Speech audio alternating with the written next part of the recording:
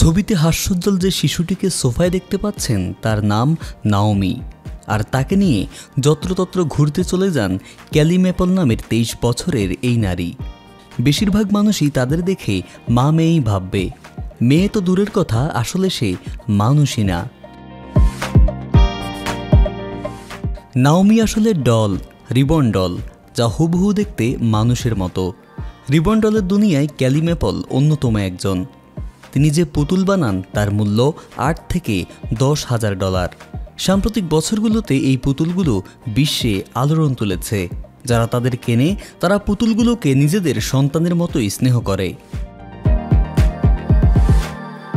Ribbon doll তৈরি করা বেশ শ্রমসাধ্য, বিশেষ করে বাস্তবসম্মত সিলিকন পুতুলের ক্ষেত্রে এটি আরও বেশি কষ্টসাধ্য।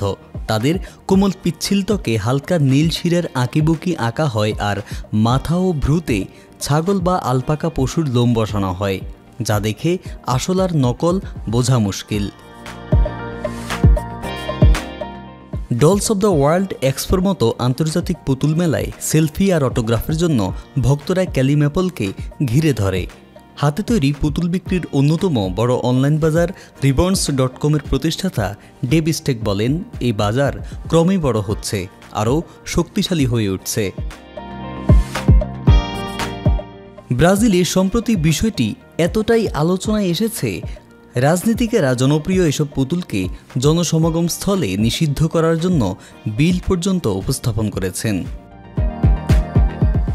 প্রশ্ন উঠতে পারে, এত দাম দিয়ে এসব পুতুল মানুষ কিনছে কেন? মূলত যেসব নারী সন্তান হারিয়েছেন বা যাদের গর্ভপাত হয়েছে তাদের এই পুতুলগুলো এক ধরনের মানসিক শান্তি দেয়।